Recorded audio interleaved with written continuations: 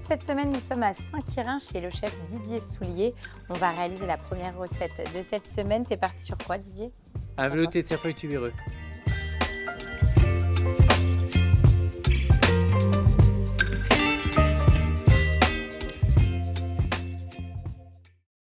Donc là, Didier, tu es en train de couper... c'est quoi ça d'ailleurs? Du cerfeuil tubéreux. D'accord. Donc c'est un légume un peu oublié, Oui. qui a légèrement un goût de châtaigne. Donc tu les as épluchés. Je les ai épluchés. Et là, maintenant, tu les coupes. Je les coupe. Et on va réaliser donc un velouté. Réaliser un petit velouté. Avec ça. Et donc l'objectif, c'est, si tu me dis que c'est un petit goût de châtaigne, c'est justement, voilà, produit de saison. Produit de ça saison, rappelle un petit peu l'ambiance hivernale. Donc là, tu mets un petit peu de beurre. Un peu de beurre. Ça va être le point de départ de notre velouté. Et on va y mettre, tu m'as dit, échalote et ail que tu as coupé un petit peu d'échalote, avant. un peu d'ail. Donc tu as coupé ça grossièrement, puisque de toute façon, qui dit velouté, on va mixer. Ça va être mixé. Et donc là, on le fait suer sans coloration, j'imagine. Sans coloration. Parce que comme on est sur... Un velouté. Tu veux quelque chose de blanc. De blanc. Alors, pour ceux qui veulent, ils peuvent remplacer le beurre avec de l'huile d'olive aussi. Hein, oui, ça marche très bien aussi. Et ensuite, tu ajoutes donc ton cerfeuil tubéreux. Ton cerfeuil tubéreux. Avec donc nos petites échalotes et l'ail. Ouais. Et on mélange le tout. On fait suer un petit peu le tout. On va déglacer au vin blanc. D'accord. Un peu de vin blanc, ça ramène un peu l'acidité, ça ramène un peu de goût. Non, mais exactement. Voilà. Et donc là, on laisse... Et là, on va laisser un petit peu réduire le vin blanc. Et donc là, c'est bon. Donc tu ajoutes ton bouillon. De volaille. De volaille. Si on a un bouillon de légumes, on peut mettre un petit bouillon de légumes, c'est pareil. C'est un peu pareil. Et donc là, on part pour 10-15 minutes de cuisson. 10-15 minutes de cuisson.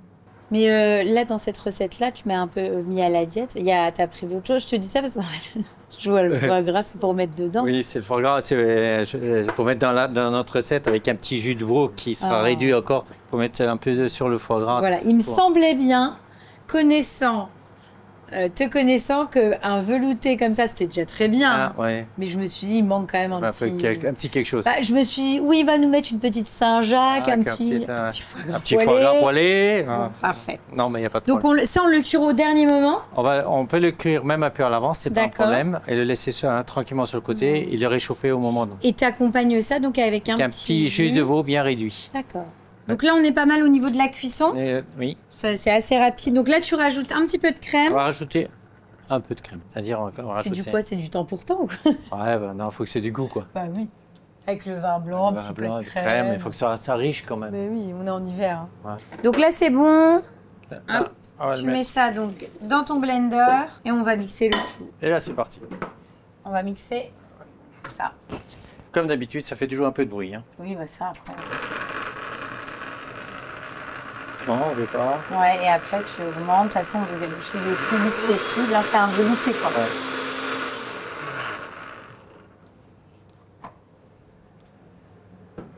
Donc, tu débarrasses dans ta casserole pour le maintenir au chaud. Et là, on va rectifier l'assaisonnement. Rectifier l'assaisonnement. Une fois que c'est rectifié, après, à ce moment-là, on s'occupe du foie gras.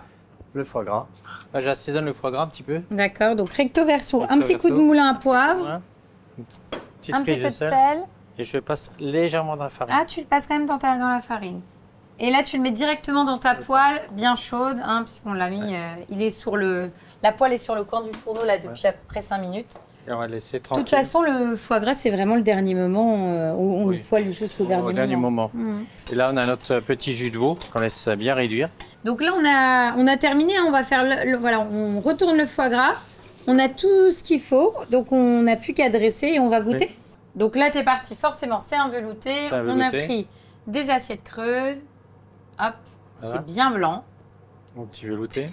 Comme on est gourmand, on va mettre notre petite escalope de foie gras. Magnifique. Et ensuite? Ensuite, on va prendre notre glace de viande. Et là, hop. On la met sur le foie gras. Petit ordre. C'est super beau. Il y a le contraste qui est vraiment top. Et là, donc, tu mets une petite pousse. Petite pousse, juste pour la finition. Bon, bah, on y va, on goûte. Bon, on y va, on goûte. L'émission. Bon. C'est top. C'est top, on est vraiment dans quelque chose qui est très doux. Tu vois, le côté, le cerfeuil apporte vraiment de la douceur, ça l'enrobe avec la crème, etc. Et le foie gras apporte vraiment le côté très gourmand et riche. C'est rigolo parce que quand on a préparé, que tu as goûté le velouté, tu m'as dit, oh là là, c'est fou, c'est un peu sucré, etc. Ouais. Et je trouve que pour le coup, on recherche souvent ça. Dans le foie gras, à l'association, on essaye d'avoir une petite touche un petit peu sucrée. Et là, ça se marie à la perfection. Hein. Ouais. C'est vraiment une belle recette. Et puis, ce qui est bien, c'est que c'est facile et c'est rapide. On l'a fait en moins de 15 minutes. Ouais. Donc, top. Pas de problème. On fait quoi ensuite? Ensuite, on fait un risotto de céleri avec un petit rouget, avec une réduction de vin rouge. Donc là, pour notre risotto, un petit peu d'huile d'olive. Un peu d'huile d'olive. Et on met tout de suite les échalotes. Ciselées. Que tu as ciselées au préalable. De toute façon, là, c'est un risotto de céleri. Mais c'est le même principe qu'un risotto. Oui. Donc on reste, sauf qu'on a remplacé notre riz par du céleri. Le céleri, il est coupé en brunoise. Oui. L'équivalent finalement des grains de riz. Des grains de riz. Et ensuite, tu ajoutes les petites herbes aromatiques. Une feuille de laurier et du thym, pour les petites herbes aromatiques et donner du goût à notre risotto de céleri. Donc là, on déglace avec un petit peu de vin blanc. Donc là, tu mets le fond blanc. Ton fond blanc. On a passé, j'en rajoute un petit peu. Oui. Et ensuite... Ensuite, on a fait un petit couvercle, un petit disque en papier. Là, l'idée, c'est quoi? Tu veux une espèce de petite cuisson un peu à l'étouffer, on va dire ça comme ça?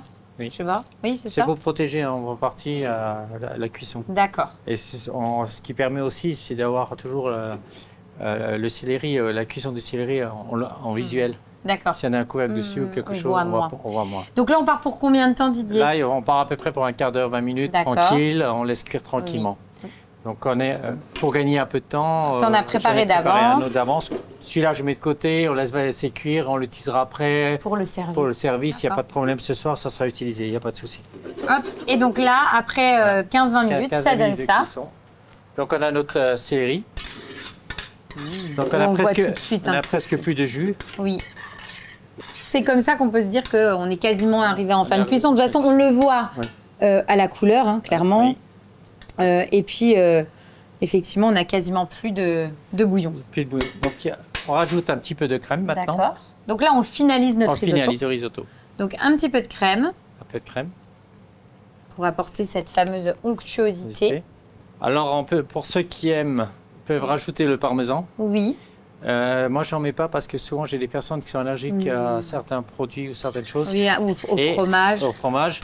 Et bon, après, le parmesan, il dénature aussi un peu le goût du céleri.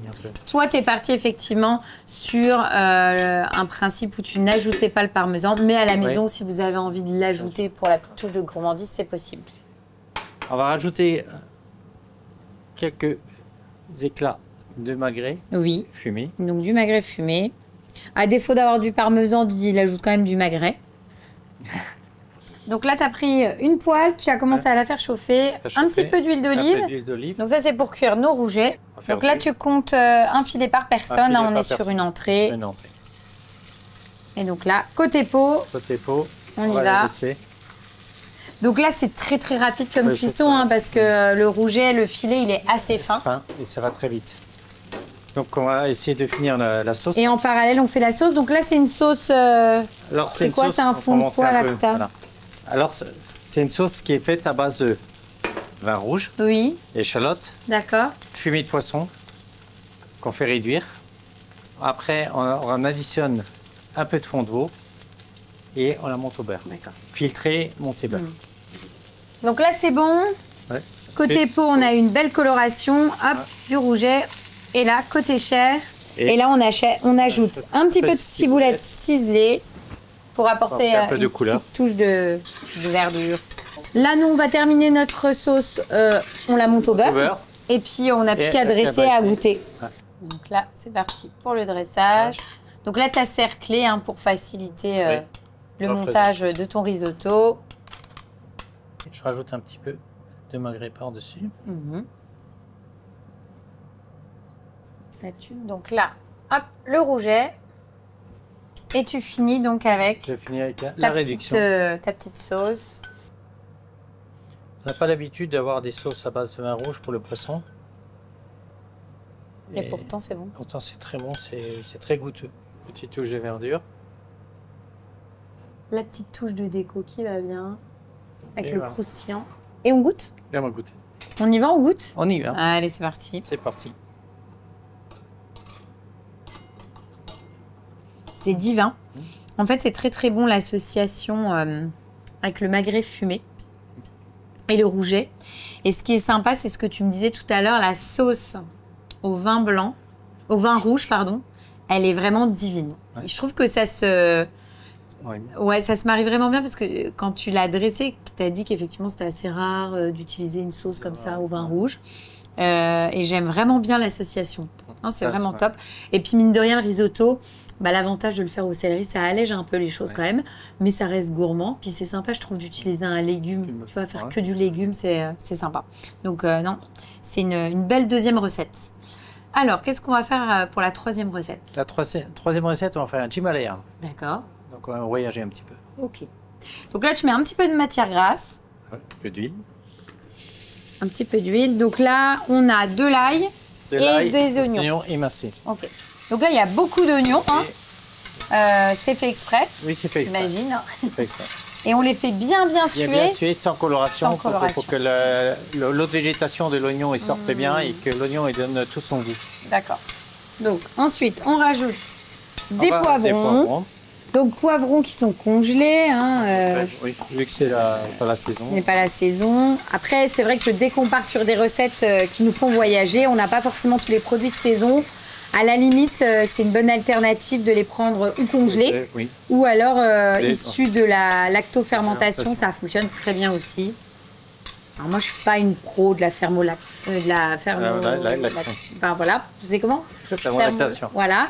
Mais moi, je sais que cette recette-là, à la maison, je vais la refaire avec des légumes congelés, ça fera très très bien le job, quoi. Donc là, on va rajouter le riz. Oui. Donc ça, c'est un riz quoi? C'est un riz long normal. Le riz long classique. Classique. Okay. Donc il faut à peu près un quart d'heure, 20 minutes de cuisson. Donc il y a 200 grammes de riz. 200 grammes de riz. On mélange le tout. On mélange le tout. Donc finalement, un peu comme un risotto, on va l'enrober en tout cas avec la matière grasse, le poivron, les oignons. Oui. Et on va la mouiller avec un demi-litre de fond blanc. D'accord. À la maison, si vous n'avez pas de fond blanc, un fond de légumes, ça marche très bien aussi. Un fond de légumes, ça ira très bien. La petite feuille de laurier et le thym. D'accord. Pour donner du goût. Et là, on va laisser cuire un petit peu pendant à peu près 5-10 minutes. 5-10 minutes. Et on ajoutera ensuite les autres ingrédients. Les ingrédients qui au fur et à mesure. Donc pendant que notre riz est en train de mijoter, on va s'occuper du jambon et du chorizo. D'accord. On va les faire poêler un petit peu pour leur apporter un petit peu de goût. Donc chorizo, tu as pris du chorizo quoi? Fort, du doux? J'ai pris du chorizo du gros, du doux et du fort. Ah, ok. Comme ça, ça va... T'en as pour tous les goûts, pour tous les plaisirs. Et là, tu rajoutes donc le jambon. des petits dés de jambon et on va poêler l'ensemble. Ce qui permet simplement que le chorizo et le jambon ils développent... oui, qui libèrent un petit peu leur goût. Et on peut agrémenter le tout avec quelques épices. Oui.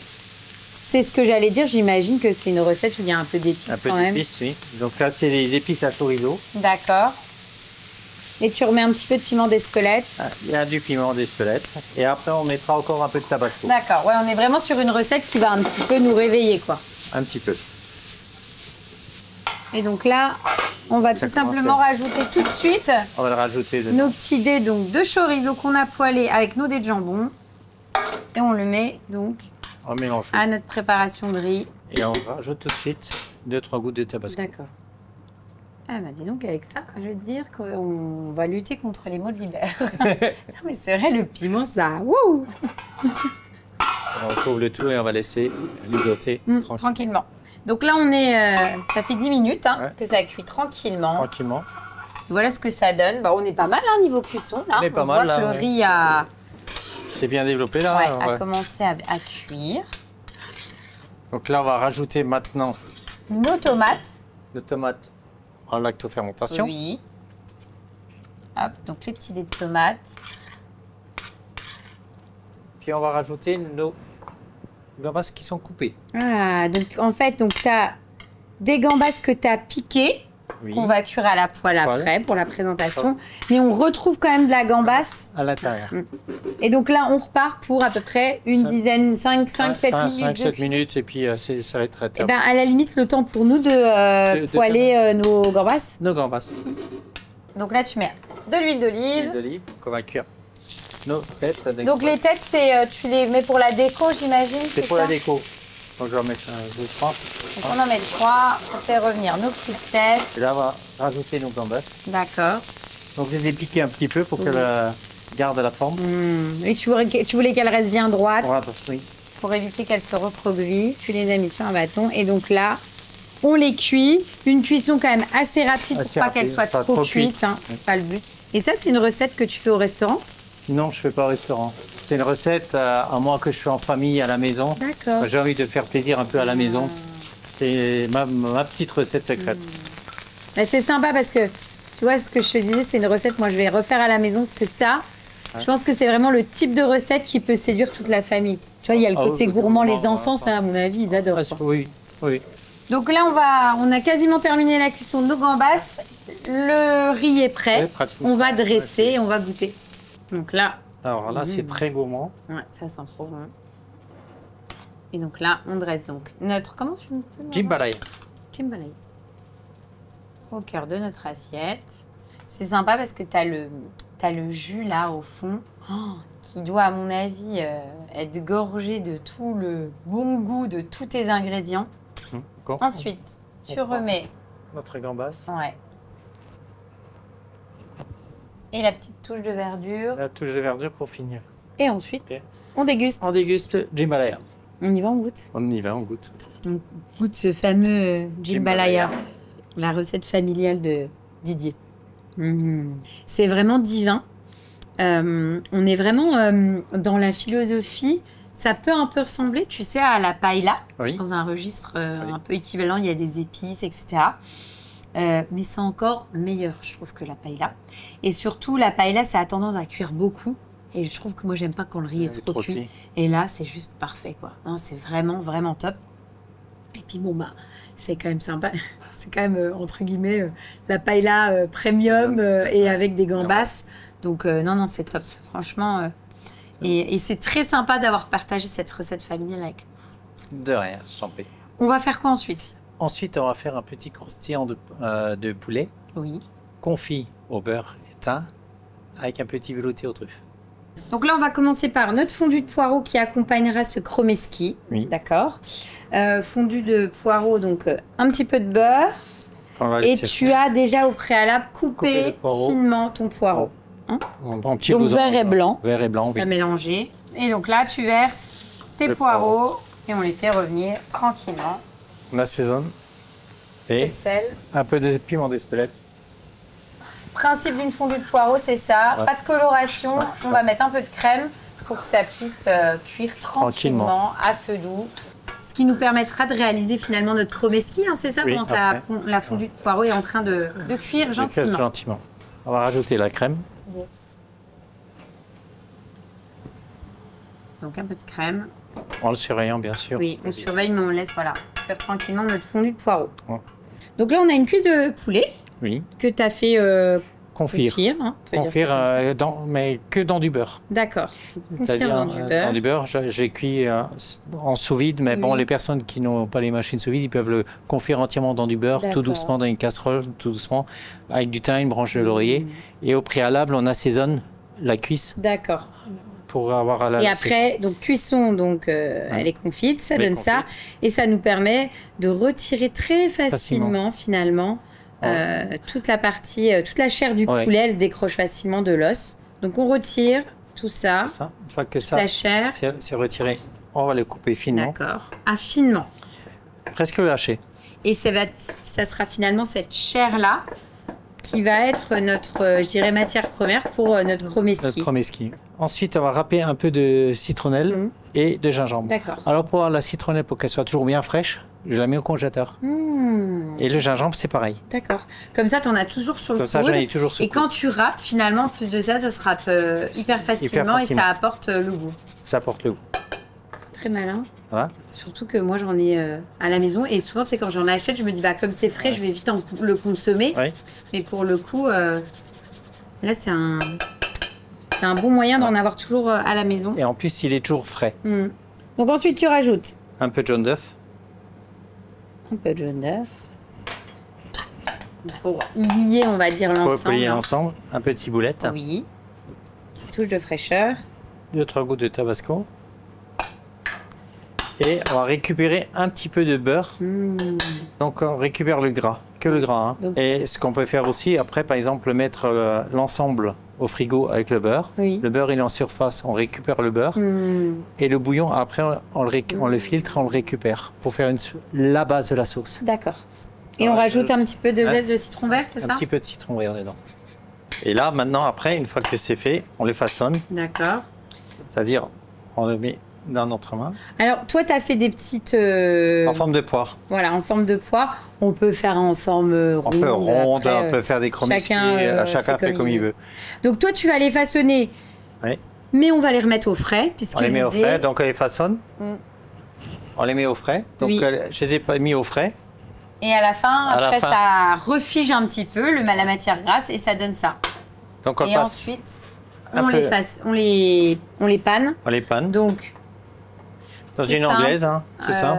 Farine, œuf et la chapelure panko. Oui, j'adore moi ça. Quand tu découvres cette chapelure-là, plus jamais tu utilises de la chapelure classique.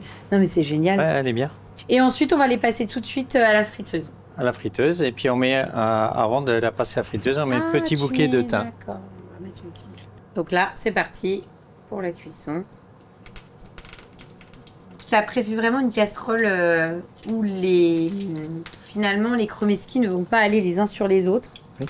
Donc là, tu mets le dernier. Et donc là, de toute façon, tout est cuit.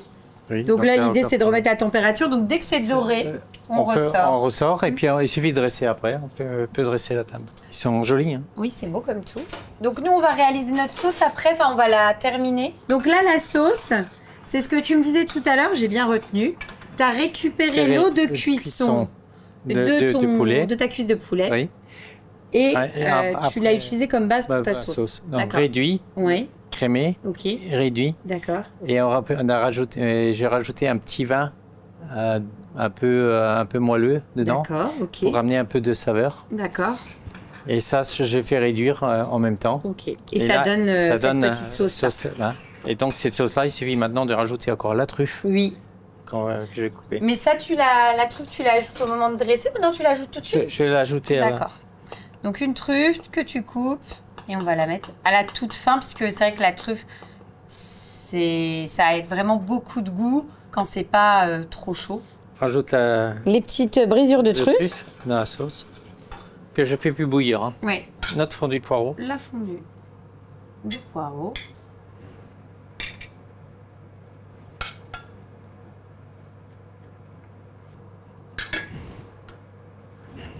Je mets d'abord la sauce. Ah, tu mets d'abord ta sauce. Donc tu mets ta petite sauce avec tes petites brisures de truffe autour de ta fondue de poireau. Et enfin, juste, on prend notre chromeski. Que tu mets sur le dessus. C'est magnifique. Sur le dessus.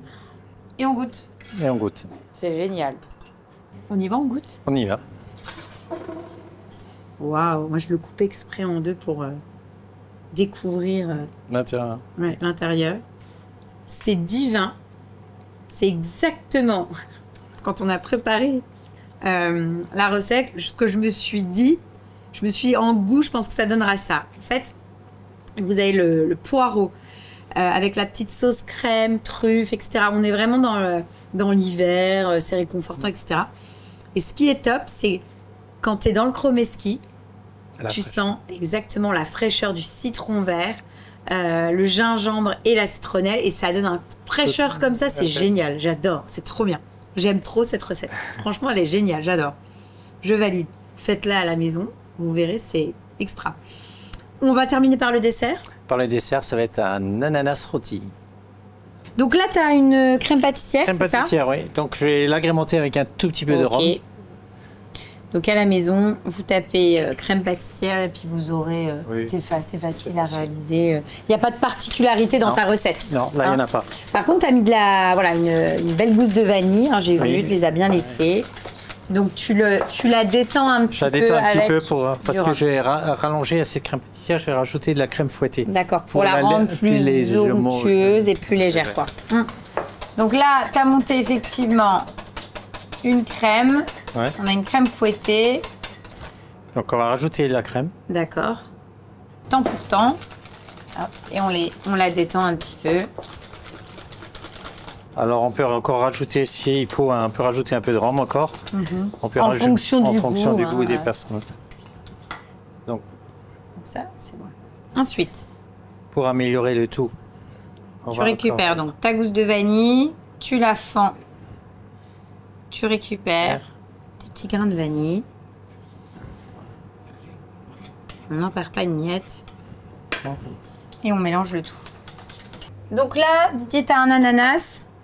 Donc tu retires les petits yeux avec une petite pomme parisienne. S'il n'y a pas de pomme parisienne, on peut prendre un économe. Oui. Ensuite, et après, je le coupe en quartier. Oui. Donc tu le coupes en quartier.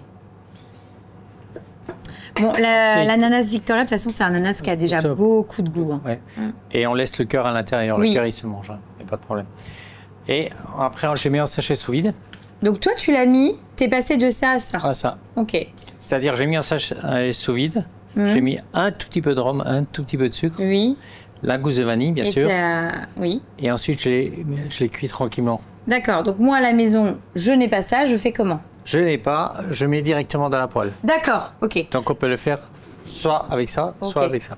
Nous, on va utiliser ce que tu as préparé en amont. Oui. Mais vous, à la maison, vous avez juste à les poêler. À les poêler tranquillement. Ce qu'on va faire là, en fait. Il n'y a pas besoin... Il n'y a pas besoin. D'accord. Toi, c'est pour faciliter ton quotidien. Oui, c'est les mises en place qu'on a. Donc, d'accord. Alors, on rajoute... Tu mets un petit peu de sucre pour avoir l'idée un peu d'un caramel comme base de départ. Et donc, nous, on met effectivement nos petits quartiers d'ananas. Donc, toi, il y a un petit peu de jus. Oui. Moi, j'en aurais pas, quasiment pas. Alors, s'il n'y en a pas, on peut mettre un peu de jus d'orange. D'accord. Parce qu'on a besoin d'en avoir, c'est mieux. Oui, c'est préférable. Et après, on termine donc avec la petite touche de rhum. Et on va monter l'ensemble légèrement au bas. D'accord. Et tu rajoutes des petites noisettes de beurre, histoire d'apporter de la gourmandise. Ouais. Ce que tu me disais tout à l'heure, là, il n'y a pas assez de jus pour toi. Ouais, pour moi, il n'y a pas assez de jus. Donc on rajoute un petit peu de jus d'orange. Un petit peu de jus d'orange. Le jus d'une demi-orange. Et après, on peut dresser. Si on aura besoin un peu de ce jus pour mettre sur l'assiette. D'accord. Tu veux qu'il y ait effectivement un jus avec. Et on dresse dans la foulée. Donc c'est parti pour le dressage. Au milieu de ton assiette, nos 2 morceaux d'ananas qui sont donc enrobés par cette petite sauce caramel jus d'orange. Au centre, on va mettre notre crème. Donc au centre, effectivement, tu mets ta crème. On va mettre nos écailles. Donc là, c'est simplement de la pâte feuilletée que tu as cuit entre 2 plaques, c'est ça? Entre 2 plaques avec du sucre glace. D'accord. Donc on rajoute nos petites écailles. Tiens, je vais t'aider. C'est gentil. C'est juste pour qu'on mange le dessert plus vite. Hein. D'accord, il n'y a pas de problème. On les reconnaît, les gourmands. Exactement. Ensuite, on a notre plumée. Ouais. Donc ça, c'est ce que tu as récupéré de ton... Voilà. On met notre plumée comme ceci. Ah, c'est beau. Ah ouais, on reconstitue vraiment l'ananas. On met tout de suite un peu de sucre glace dessus. Oui. Et on va terminer avec la petite sauce. Donc notre jus caramel, ananas et jus d'orange. Donc juste un petit chouïa. Et pour les gourmands, une petite boule de glace vanille. C'est ça? C'est ça même. Il y a du rhum dedans? Non, pas... Du tabasco. Je suis horrible. Ah, c'est vrai que tu nous avais des recettes quasiment toute la semaine avec du tabasco. Je suis horrible. Je suis moqueuse. Je serais pas privée de dessert, hein, Non. Et la petite gousse de vanille. Et on goûte. Et on n'a plus qu'à nettoyer un peu l'assiette et on va goûter. On y va? On y va. C'est très beau. On va voir si c'est très bon. Ça a l'air en tout cas. Attends, moi je coupe un petit peu d'ananas. J'essaie de prendre un petit peu de tout. Mais bon. Non, c'est top. C'est vraiment divin. On a beau dire... Alors moi, je suis pas une grande fan, pourtant, tu vois, de dessert aux fruits, parce que je préfère le chocolat, on le sait. Hein. Mais franchement, c'est vraiment, vraiment excellent. Bah, de toute façon, voilà, un vanille, une petite touche de rhum, l'ananas, ça fonctionne bien. C'est gourmand, on se régale. Et honnêtement, la présentation que tu nous as réalisée, elle est vraiment belle. Ouais, elle est vraiment, vraiment sympa. Merci à toi, Didier, pour cette semaine. On s'est régalé.